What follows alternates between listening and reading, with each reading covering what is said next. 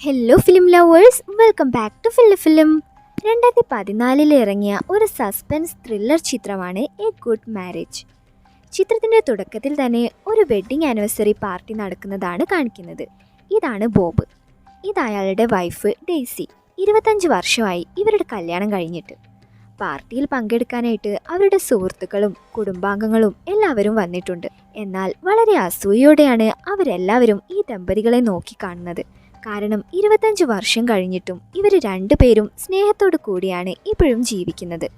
അങ്ങനെ anniversary ഗിഫ്റ്റായിട്ട് Bob ഡെയ്സിക്ക് ഒരു വിലപിടിപ്പുള്ള കമ്മൽ ഗിഫ്റ്റായിട്ട് കൊടുക്കുന്നു. അത് കണ്ട് ഡെയ്സിക്കും വളരെ സന്തോഷമാവും. ഇതേ സമയം പാർട്ടിയിൽ ഒരാൾ അവരെ രണ്ടുപേരെയും വാച്ച് ചെയ്തുകൊണ്ടിരിക്കുന്നതായിട്ട് കാണിക്കുന്നു. അങ്ങനെ അന്ന് രാത്രി ബോബ് വീട്ടിലേക്ക് വന്നതിന് ശേഷം അപ്പുറത്തെ വീട്ടിലുള്ള പെൺകുട്ടി അവളുടെ ബോയ്ഫ്രണ്ടിൻ്റെ കൂടെ വരുന്നതൊക്കെ ജനാലിലൂടെ നോക്കി നിൽക്കുന്നതായിട്ട് കാണിക്കുന്നു. ഇതേ സമയം പാർട്ടിയിൽ കണ്ട ആള് അവരുടെ വീടിന് മുൻപിൽ തന്നെ നിന്ന് അവരെ വാച്ച് ചെയ്തുകൊണ്ടിരിക്കുന്നുണ്ട്. ബോബിനും ഡെയ്സിക്കും 2 മക്കളാണുള്ളത്. മകളുടെ കല്യാണം ഈ അടുത്ത് നടക്കാനായിട്ട് പോവുകയാണ്. അങ്ങനെ ഫംഗ്ഷനൊക്കെ കഴിഞ്ഞിട്ട് അടുത്ത ദിവസം മക്കള് തിരിച്ചു പോകുന്നു. ബോബ് ഒരു അക്കൗണ്ടൻ്റ് ആണ്. അതുകൊണ്ട് തന്നെ ഇടയ്ക്കിടയ്ക്ക് അയാൾ ബിസിനസ് യാത്രകൾക്കായി ദൂരേക്ക് പോവാറുണ്ട്. അങ്ങനെ ഡെയ്സി മക്കളെയും ബോബിനെയും യാത്രയാക്കുന്നു. പിന്നീട് അവൾ TV കണ്ടുകൊണ്ടിരിക്കുമ്പോൾ ന്യൂസ് ചാനലിൽ ഒരു സീരിയൽ കില്ലറിനെ കുറിച്ച് പറയുന്നതായിട്ട് കേൾക്കുന്നു. സ്ത്രീകളെ വളരെ ക്രൂരമായിട്ട് റേപ്പ് ചെയ്താണ് ആ സീരിയൽ കില്ലർ കൊന്നു കളയുന്നത്. ഇതുവരെ പോലീസിന് ആ കില്ലറിനെ കണ്ടുപിടിക്കാനായിട്ട് കഴിഞ്ഞിട്ടില്ല. ഇതുവരെ പോലീസിന് ഡെഡ് ബോഡികളുടെ അടുത്ത് നിന്ന് BD എന്ന് എഴുതിയ ഒരു പേപ്പർ മാത്രമേ കണ്ടെത്താനായിട്ട് കഴിഞ്ഞിട്ടുള്ളൂ. അങ്ങനെ അന്ന് രാത്രി ഡെയ്സി കാർ ഷെഡിലേക്ക് റിമോട്ടിൻ്റെ ബാറ്ററി എടുക്കാനായിട്ട് പോകുമ്പോൾ പുറത്തൊരു കാറിൽ നിന്ന് ഒരാൾ അവരുടെ വീട് വാച്ച് ചെയ്തുകൊണ്ടിരിക്കുന്നതായിട്ട് അവൾ ശ്രദ്ധിക്കുന്നു. പാർട്ടിയിൽ വെച്ച് അവരെ വാച്ച് ചെയ്തുകൊണ്ടിരുന്ന ആളാണത്. ഡെയ്സിയെ കണ്ട അയാൾ അവിടെ നിന്ന് പെട്ടെന്ന് കാർ എടുത്തുകൊണ്ട് പോകുന്നു. പിന്നീട് അവൾ കാർ ഷെഡിലേക്ക് പോയിട്ട് ബാറ്ററി തപ്പിക്കൊണ്ടിരിക്കുമ്പോൾ ഒരു പെട്ടിയിൽ മുഴുവനും അഡൾട്ട് മാഗസിൻ ഉള്ളതായിട്ട് അവൾ കാണുന്നു. പിന്നീട് അവൾ ആ പെട്ടി തിരിച്ചു വെക്കുമ്പോൾ അവിടെ ഒരു സീക്രട്ട് ക്യാബിൻ ഉള്ളതായിട്ട് അവൾ കാണും. അങ്ങനെ അത് തുറന്ന് നോക്കുമ്പോൾ അതിലൊരു കുഞ്ഞു പെട്ടി ഉള്ളതായിട്ട് അവൾ കാണുന്നു. അത് തുറന്ന് നോക്കുമ്പോൾ അതിൽ കുറേ പെൺകുട്ടികളുടെ ഐഡൻറ്റിറ്റി കാർഡുകൾ ഉള്ളതായിട്ട് അവൾ കാണുന്നു. BD എന്ന ആ സീരിയൽ കില്ലർ കൊന്ന പെൺകുട്ടികളുടെ ഐഡൻറ്റിറ്റി കാർഡുകളാണതെല്ലാം. ആ പെൺകുട്ടികളുടെ ID കാർഡൊക്കെ ഇവിടെ ഉണ്ടെങ്കിൽ ഉറപ്പായിട്ടും ഇത് BDയുടെ തന്നെ ആയിരിക്കുമെന്ന് അവൾ ഉറപ്പിക്കുന്നു. അങ്ങനെയാണെങ്കിൽ 25 വർഷമായിട്ട് തൻ്റെ കൂടെ ജീവിക്കുന്നത് ഒരു സീരിയൽ കില്ലറാണെന്ന് അവൾക്ക് മനസ്സിലാവുന്നു. അങ്ങനെ ഷോക്കായി പോയ അവൾ എന്ത് ചെയ്യണമെന്ന് അറിയാതെ ബോബിന് സംശയമൊന്നും തോന്നാതിരിക്കാനായിട്ട് ആ പെട്ടി എടുത്ത സ്ഥലത്ത് തന്നെ വെക്കുന്നു. അങ്ങനെ കുറച്ച് സമയത്തിന് ശേഷം ബോബ് വിളിക്കുകയും വരാൻ ലേറ്റ് ആവുമെന്ന് അവളോട് പറയുന്നു. എന്നാൽ ഡെയ്സി കരയുന്ന ശബ്ദം കേട്ട ബോബ് എന്തിനാണ് അവൾ കരയുന്നതെന്ന് ചോദിക്കും. എന്നാൽ ഡെയ്സി ആ വിഷയം മാറ്റി മകളെക്കുറിച്ച് സംസാരിക്കുകയും ഇത് കേട്ട് ബോബിന് എന്തൊക്കെയോ സംശയം തോന്നി തുടങ്ങുന്നു. അങ്ങനെ ബോബ് ഫോണ് വെച്ചതിന് ശേഷം ഡെയ്സി അവൾ അറിഞ്ഞ കാര്യങ്ങൾ ഒന്നുകൂടി ഉറപ്പിക്കാനായിട്ട് നെറ്റിൽ BD കില്ലറിനെ കുറിച്ച് സെർച്ച് ചെയ്യുന്നു. ചെറുപ്പക്കാരികളായ പെൺകുട്ടികളെയാണ് ഈ BD കില്ലർ വളരെ ക്രൂരമായിട്ട് കൊല്ലുന്നത്. അങ്ങനെ ഡെയ്സി അതെല്ലാം പരിശോധിച്ചു കൊണ്ടിരിക്കുമ്പോൾ അവസാനമായിട്ട് കില്ലർ കൊന്ന പെൺകുട്ടിയുടെ ഫോട്ടോ അവൾ കാണുന്നു. ആ പെൺകുട്ടിയുടെ കമ്മൽ കണ്ട് ഡെയ്സി ആകെ ഷോക്കായി പോവും. കാരണം ആ സെയിം കമ്മൽ തന്നെയാണ് വെഡിങ് ആനിവേഴ്സറിക്ക് ബോബ് സമ്മാനമായിട്ട് അവൾക്ക് കൊടുത്തിരുന്നത്. അപ്പോൾ ഉറപ്പായിട്ടും ബോബാണ് ആ പെൺകുട്ടിയെ കൊന്നിട്ട് ആ കമ്മൽ എടുത്തുകൊണ്ട് വന്നതെന്ന് ഡെയ്സിക്ക് മനസ്സിലാവുന്നു.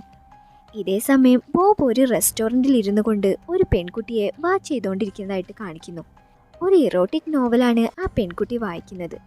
കുറച്ച് സമയം കഴിഞ്ഞ് അവൾ മേക്കപ്പ് എല്ലാം ചെയ്ത് കാർ എടുത്ത് അവിടെ നിന്ന് പോകുന്നു. അങ്ങനെ ബോബ് അവളെ കൊല്ലാനായിട്ട് അവളെ ഫോളോ ചെയ്ത് പോകും. ഇതുപോലെ ബോബിൻ്റെ കണ്ണിൽ മോശമാണെന്ന് തോന്നുന്ന പെൺകുട്ടികളെയാണ് അയാൾ കൊന്നു കളയുന്നത്.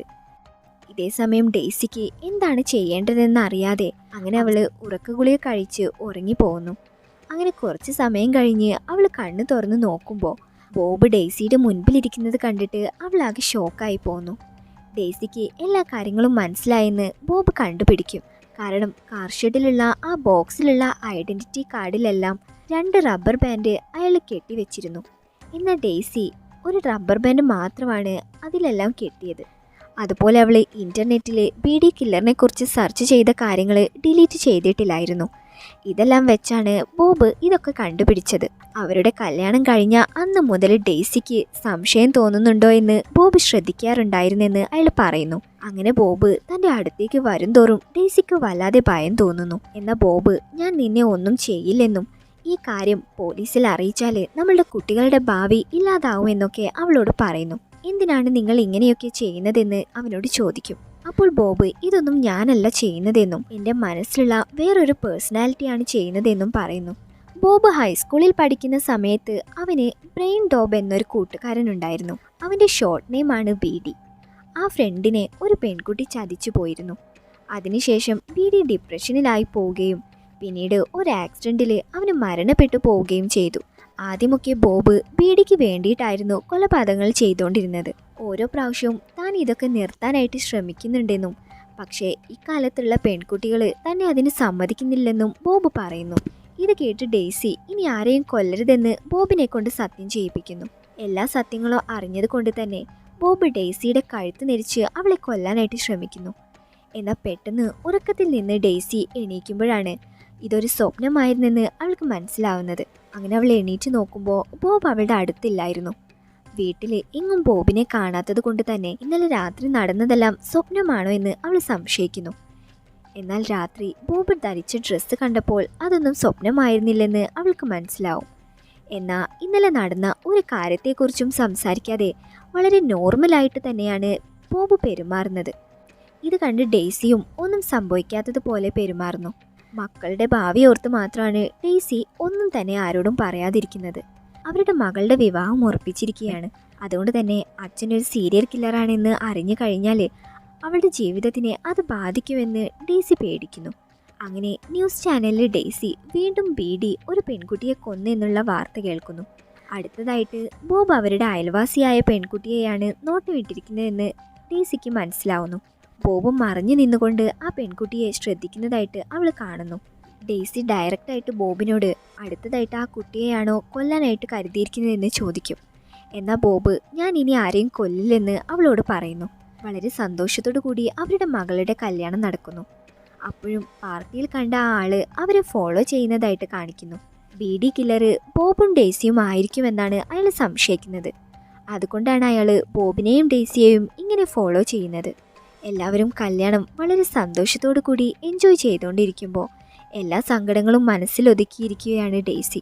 പെട്ടെന്ന് അവൾ സങ്കടം സഹിക്കാൻ കഴിയാതെ പാർട്ടിയിൽ നിന്ന് എഴുന്നേറ്റ് പോകുന്നു. ഇത് കണ്ട ബോബ് ഒന്നും സംഭവിക്കാത്തതുപോലെ അവളുടെ അടുത്തേക്ക് വന്നിട്ട് എന്താണ് ഇങ്ങനെ സങ്കടപ്പെട്ടിരിക്കുന്നതെന്ന് ചോദിക്കും. അപ്പോൾ അവൾ മകളുടെ കല്യാണം കഴിഞ്ഞിട്ടാണെന്ന് ബോബിനോട് കള്ളം പറയുന്നു. അങ്ങനെ അന്ന് രാത്രി അവർ വീട്ടിലേക്ക് വരുമ്പോൾ ബോബ് ഡെയ്സിയോട് വളരെ റൊമാൻറ്റിക് ആയിട്ട് പെരുമാറുന്നു. അപ്പോൾ ഡെയ്സി മുകളിലത്തെ റൂമിലേക്ക് പോയിട്ട് ബോബിനോട് അവളുടെ ഫേവറേറ്റ് ഡ്രിങ്കും എടുത്തുകൊണ്ട് മുകളിലത്തെ റൂമിലേക്ക് വരാനായിട്ട് പറയുന്നു. ഇത് കേട്ട് സന്തോഷത്തിലെ ബോബ് അവളുടെ ഫേവറേറ്റ് ഡ്രിങ്കൊക്കെ എടുത്തുകൊണ്ട് മുകളിലേക്ക് വരുമ്പോൾ പെട്ടെന്ന് ഡെയ്സി അവനെ സ്റ്റെയർ കേസിൽ നിന്ന് താഴേക്ക് തള്ളിയിടുന്നു.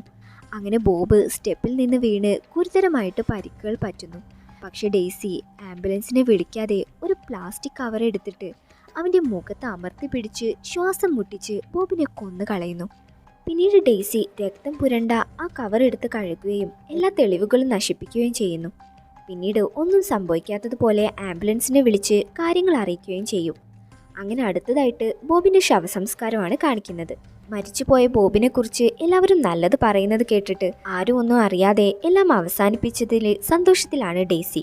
അങ്ങനെ കല്യാണം കഴിഞ്ഞ മകള് ഭർത്താവിൻ്റെ കൂടെ പോകുന്നു. മകന് പഠിക്കാനായിട്ട് പുറത്തേക്ക് പോവുകയും ചെയ്യും. അങ്ങനെ മനസ്സമാധാനത്തോടു കൂടി ഡെയ്സി 2 മക്കളെയും യാത്രയാക്കുന്നു. പിന്നീട് അവരെപ്പോഴും ഫോളോ ചെയ്യാറുണ്ടായിരുന്ന ആ വയസ്സായ ആള് ഡെയ്സിയുടെ അടുത്തേക്ക് വരികയും അവളോട് കുറച്ച് കാര്യങ്ങൾ സംസാരിക്കാനുണ്ടെന്ന് പറയുന്നു. ഇയാളുടെ പേരാണ് രാംസ്ലെ. റിട്ടയർഡായ ഒരു മിലിറ്ററി ഓഫീസറാണ്. എന്തിനാണ് ഇങ്ങോട്ട് വന്നതെന്ന് ഡെയ്സി അയാളോട് ചോദിക്കുന്നു.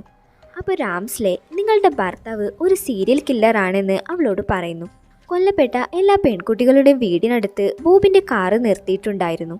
ഡെയ്സിയും ബോബും ഒരുമിച്ചാണ് ഈ കൊലപാതകങ്ങളൊക്കെ ചെയ്യുന്നതെന്നാണ് അയാൾ ആദ്യം വിചാരിച്ചിരുന്നത്. എന്നാൽ അങ്ങനെയല്ലെന്ന് ഇപ്പോൾ തനിക്ക് മനസ്സിലായെന്നും ബോബിനെ നിങ്ങളല്ലേ കൊന്നതെന്ന് രാംസ്ലെ ഡെയ്സിയോട് ചോദിക്കുന്നു. എന്നാൽ ഡെയ്സി ഇതൊന്നും സമ്മതിക്കുന്നില്ല. എന്തിനാണ് നിങ്ങൾ ബി.ഡി കില്ലറിനെ കുറിച്ച് അന്വേഷിക്കുന്നതെന്ന് അവൾ ചോദിക്കുന്നു. അപ്പോഴാണ് രാംസ്ലെ പറയുന്നത് ബി.ഡിയാണ് അയാളുടെ പേരക്കുട്ടിയെ കൊന്നു കളഞ്ഞത്. ആ സീരിയൽ കില്ലറിനെ കണ്ടുപിടിച്ച് ശിക്ഷ വാങ്ങിക്കൊടുക്കാനായിരുന്നു റാംസ്ലെ കരുതിയിരുന്നത്. എന്നാൽ ഇപ്പോൾ ബീഡി മരിച്ചതിൽ അയാൾക്ക് സന്തോഷമുണ്ടെന്നും നിങ്ങളല്ലേ അയാളെ കൊന്നതെന്ന് വീണ്ടും റാംസ്ലെ ഡെയ്സിയോട് ചോദിക്കും. എന്നാൽ എത്രയായിട്ടും ഡെയ്സി ഒന്നും സമ്മതിച്ചില്ല. അങ്ങനെ അയാൾ വീട്ടിൽ നിന്ന് പോകാനായിട്ട് കാറിലേക്ക് കയറിയതും പെട്ടെന്ന് അറ്റാക്ക് വന്നിട്ട് അയാൾ അവിടെ കൊഴിഞ്ഞു വീഴുന്നു. അടുത്ത സീനിൽ ഡെയ്സി ഹോസ്പിറ്റലിലേക്ക് വരുന്നതാണ് കാണിക്കുന്നത്. ബോബ് കളക്ട് ചെയ്ത് വെച്ചിരുന്ന റാംസ്ലിയുടെ പേരക്കുട്ടിയുടെ ബിലോങ്ങിങ്സ് എല്ലാം അയാളുടെ കയ്യിൽ കൊടുക്കുന്നു. അങ്ങനെ എല്ലാ കാര്യങ്ങളും ഡെയ്സി അയാളോട് തുറന്നു പറയുന്നു. ഇത് കേട്ട് റാംസ്ലെ അവളെ അടുത്തേക്ക് വിളിച്ചിട്ട് നീ ചെയ്തത് വളരെ നല്ല കാര്യമാണെന്ന് പറയും. അങ്ങനെ അവസാനം ഡെയ്സി സമാധാനത്തോടു കൂടി അവരുടെ ജീവിതം ജീവിക്കുന്നതായിട്ട് കാണിച്ചുകൊണ്ട് ഈ ചിത്രം അവസാനിക്കുന്നു.